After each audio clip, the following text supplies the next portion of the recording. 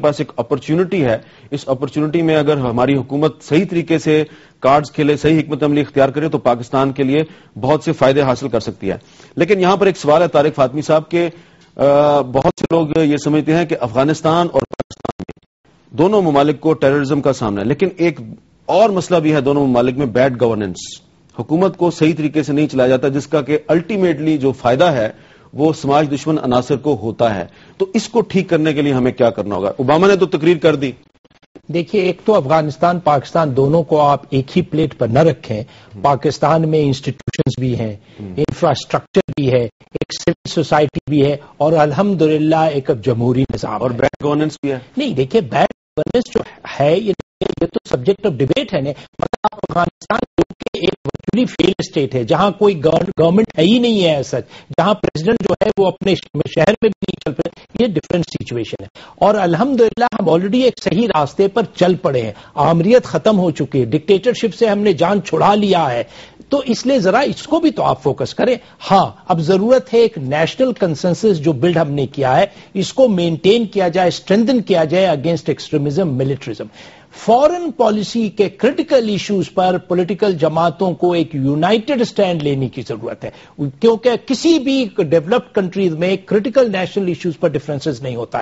کیونکہ اس اسپیچ میں ساتھ ساتھ یہ بھی کلیئرلی کہا گیا ہے کہ پاکستان کے رول آف پرفارمنس جو ہے وہ ڈائریکٹلی امپیکٹ کرے گا امریکن سکسیس یا فیلئر. اچھا مشاہد صاحب, ایک اس میں ایک سوال میں اضافہ کر دوں کہ ایک اوباما کی سپیچ کا ایک جو افیکٹ ہوا ہے انڈیا پہ, پہلے تو انہوں نے ٹی وی چینلز پہ تو بہت تنقید کیا نا اوباما پہ, لیکن انڈیا کے جو فارن منسٹر ہیں اور جو ان کے انٹیریئر منسٹر ہیں وزیر داخلہ چدمبرم, ان کی طرف سے ایک رد عمل آیا. انہوں نے کہا کہ ہم مقبوضہ کشمیر سے فوج نکال کے وہاں پہ پولیس کو بھیجنے کے لیے تیار ہیں. ویسے ہی انہوں نے ایک سٹیٹمنٹ دے دیا ہے. آپ یہ بتائیے کہ کیا ہم اس پوزیشن میں ہیں اس وقت, پاکستان اس پوزیشن میں ہے کہ اگر واقعی بیڈ گورننس ہمارا مسئلہ نہیں ہے تو پھر کیا مسئلہ ہے کہ ہم اس وقت جو چاہتے ہیں وہ کروا نہیں پاتے, امریکہ سے بھی نہیں کروا پاتے, برطانیہ سے بھی نہیں کروا پاتے. آپ کہتے ہیں گورنر براؤن کو شٹ اپ کال دے دو. دیکھیں جی, ایک انڈیا کی طرف پہلے بات کر لوں. انڈیا میں اس وقت ورچولی جو میری رپورٹس ہیں صفحے ماتم بچا ہوا ہے. ان کی جو توقعات تھیں, ان کے جو خیالات تھے, 24 نومبر کو اتنا کھانا وانا ہوا منموہن سنگھ صاحب کا, گفتن نشستن برخاست, وہ کہتے ہیں کھانے سے ٹرخا دیا ہمیں, اور ہمیں جو سارا رول ہے ایک پاکستان کا رول ہے, دوسرا number 1 in Asia is China. دونوں ہم دوست ہیں اور جو دونوں انڈیا کے حریف سمجھے جاتے ہیں. تو یہ واضح رہے کہ اوور آل کانٹیکس میں ہمارے لیے انڈیا فیکٹر امپورٹنٹ ہے, اور اوباما نے اپنا فی الحال جو جھکاؤ ہے واضح کر دیا. دوسرا ایشو آتا ہے گورننس کا. میں سمجھتا ہوں کہ فار ایگزامپل آپ نے ٹیررزم کی بات کی, ہمارے پاس ابھی تک کوئی افیکٹو کاؤنٹر ٹیرر اسٹریٹجی نہیں بن سکی. آج بھی واقعہ ہوا ہے, کتنا افسوسناک ہے, جو ہارٹ آف اسلام آباد ہے, اتنی سینسٹیو ایریا نیول کمپلیکس, وہاں سوسائڈ بامبنگ ہوا. یہ کوئی راکٹ سائنس نہیں.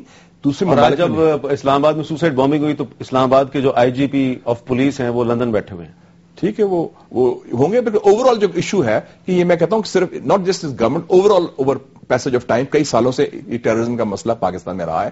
ہمارے پاس نہیں ہے, ایک بیوروکریٹک رسپانس ہے. Federal government, provincial government, federal government کہتی ہے یہ صوبائی معاملہ ہے, لا اینڈ آرڈر. صوبائی گورنمنٹ کہتی ہے جب لاہور اور پشاور میں ہوتا ہے یہ خارجہ پالیسی کا ایشو ہے کیونکہ بین الاقوامی سازش ہے. پھر خاکی اور مفتی میں بھی اس میں کوآرڈینیشن نہیں, ملٹری اور سیولین میں. تو میں سمجھتا ہوں اس میں ایک افیکٹو اسٹریٹجی کی ضرورت ہے, اور اب وقت آ گیا ہے کہ وہ فیشن کی جائے. اتنی ہمیں امداد ملتی ہے, اتنے ہمارے پاس لوگ ہیں, انفراسٹرکچر ہے, وہ ابھی تک ہم فارمولیٹ کرنے پہ نہیں. دوسرا جو ایشو ہے گورننس کا, وہ میجر ایشو ہے. میرے خیال میں وہ ڈیٹریکٹ کر رہا ہے اور وہ انڈرمائن کر رہا ہے ہمارے کیمپین کو. اور اس میں خاص طور پہ اگر یہ چارجز آتے ہیں کرپشن کے, یا این آر او کا ایشو آتا ہے, اور ایشوز آتے ہیں, وہ ڈیٹریکٹ کرتے ہیں خاص طور پہ ان لوگوں پر جو حکومتی اہلکار ہیں. تو یہ گورننس کا ایشو ہمارا امیج بھی خراب کرتا ہے اور ہماری جو کیمپین اگینسٹ ٹیررزم کو بھی انڈرمائن کرتا ہے. لیکن ایک جو اچھی مثبت بات ہے اس وقت پاکستان میں, یہ ایک براڈ نیشنل کنسنسس بن چکا ہے. پہلی دفعہ ہماری تاریخ میں آرم فورسز, پولیٹیکل فورسز جس میں گورنمنٹ بھی شامل ہے, آپ لوگ میڈیا, سول سوسائٹی سارے. تو میں سمجھتا ہوں کہ یہ ایک افیکٹو ایک فورس ملٹی پلائر ہے. اور میں پھر ریپیٹ کروں گا کہ اب اس میں ایک جو اپرچونٹی ہمیں موقع مل رہا ہے یہ نئی صورتحال میں, اس کو اپنے حق میں کس طرح فائدہ اٹھایا جائے تاکہ ہم کاؤنٹر کریں.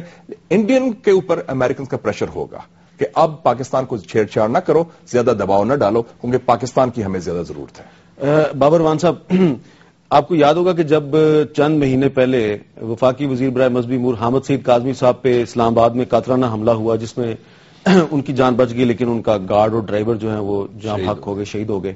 اس دن میں نے آپ سے ایک سوال کیا تھا کہ where is the I G of اسلام آباد. آج دوبارہ اسلام آباد میں نیول کمپلیکس کے باہر ایک اٹیک ہوا ہے. میرا آپ سے دوبارہ آج سوال ہے، ویئر از دی آئی جی؟ میرے خیال میں وہ پنجابی میں کہتے ہیں کہ مسلمانوں کے لیے 3 غلطیوں کی گنجائش ہوتی ہے، اب آخری اس کے پاس رہ گئی ہے. He should have been here. اچھا، he is not in Pakistan. You are right. میں نے بھی فوراً چیک کیا تھا کہ why chief commissioner is there, کیونکہ میرا محلہ بھی ہے جہاں یہ سارا ہوا ہے فیٹ. تو you are right what you are seeing. Bad governance تو ہے نا تھوڑی سی. اچھا، ایک تھوڑی سی مان لیتے ہیں، آگے چلتے ہیں، اس پہ پوری بات کر لیتے ہیں. پہلے چدمبرم جو وہ یہ کہتے ہیں نا جی کہ بھارت فوج نکالنا چاہتا ہے مقبوضہ کشمیر سے. میرا بھارت سے مطالبہ ہے کہ وہ فوراً مہربانی کرے اور فوج اپنی نکال لے، اس لیے کہ ان کا قبضہ ہی غاصبانہ ہے اس علاقے کے اوپر. لیکن اگر اس کا پہلو یہ ہے، نہیں وہ کہہ رہے ہیں ہم تیار ہیں، اگر اس کا پہلو یہ ہے کہ پاکستان کسی بیٹ میں آ کے تو اپنی جو اسٹریٹجک ڈپلائمنٹ ہے وہ کسی کے کہنے پہ تبدیل کرے گا تو ایسا کبھی بھی نہیں ہوگا. دس از ون. دوسرا میں یہ کہنا چاہتا ہوں کہ جہاں تک ہماری اس گورننس کا تعلق ہے جو پاکستان کے اندر ہے، یہ کنسالیڈیٹ کر رہی ہے اور ریزلٹس آپ کے سامنے. 29 سال سے جس مینس کو کوئی ہاتھ نہیں لگا سکا تھا، کنسالیڈیشن کے ذریعے سے قوم اکٹھی ہوئی اور گورننس کے کئی پہلو ہیں جس طرح سے بہت درست فرمایا فاطمی صاحب نے. اور ایک اگر گورننس کا صرف پہلو یہ ہے کہ کوئی الزام لگ جائے تو 34 بندے تو توڑ کے نیب والے ان کو خرید کے اور نیب کا ادارہ بنا کے ان کو لاٹیاں مار کے پیپلز پارٹی سے بھی نکالا گیا اور دوسری پارٹیوں سے نکال کے. الزام کی بات کی، گورننس کی بات ہو رہی ہے. اگر آپ برا نام نئے وقت کا میں ایک الزام آپ پہ بھی لگایا گیا حال ہی میں. آپ کو پتا ہے لابی آپ جانتے ہیں آپ سے زیادہ. تھوڑا سا بتا دینا، لوگ چاہتے ہیں کہ میں یہ سوال آپ سے کروں کہ وہ ایک لابی ہے نا جی، لابی ہے وہ اس کام پہ کے اوپر لگی ہوئی ہے. میں جو کہنا چاہتا ہوں وہ یہ ہے کہ اگر الزامات کی بات ہے نا تو 31 بندے جو ہے نا، 31 بندے، الزام یہ تھا کہ مشرف نے کس طرح سے توڑے تھے وہ 31 بندے. ان کے خلاف کیا الزام تھا؟ جو میں کہنا چاہتا ہوں وہ یہ ہے کہ اس وقت جو کنسالیڈیٹ کر رہا ہے پاکستان کو وہ یہ گورننس کر رہی ہے. اچھا وہ ذرا بتا دینا لوگ اس وقت جو کنسالیڈیٹ کر رہا ہے. الزام میں کہا گیا کہ آپ نے 3.5 کروڑ روپے لیے کہ آپ کے موکل کی مرضی کا فیصلہ کروا دیں گے. وہ فیس تھی یا وہ پیسے آپ نے ویسے لے لیے؟ آگے چلیں، میں اس پہ بات میرا تھوڑا سا بتا دیں. ترجمان کر چکا ہے. آپ کو پتا ہے میں نان ایشوز پہ انگیج ہونے والا آدمی کوئی نہیں ہوں. ایشوز جب آئیں گے تو اس کے اوپر ہم بات کریں گے. میں جو گورننس کی بات کر رہا تھا اس پہ 2 چیزیں ہیں. ایک تو میں کنسالیڈیٹ بتا دیں اس پہ میں جتنا میرا ترجمان کہہ چکا ہے وہ میں کافی. اچھا ترجمان نے کیا کہا یہ بتا دیں. قوم جانتی ہے، وہ آپ کے اخبار نہیں تو چھاپا. ترجمان نے کیا کہا یہ بتا دیں. وہ آپ کے اخبار نہیں چھاپا. اچھا یعنی آپ الزام کو ڈینائی کر رہے ہیں؟ ڈیفینیٹلی. وائی ناٹ کہ میں پورے جتنے بھی الزامات اس گورنمنٹ کے اوپر لگ رہے ہیں، آپ کو پتہ ہی ہے ایجنڈا گروپ ہے جو کر رہا ہے. ٹھیک ہے.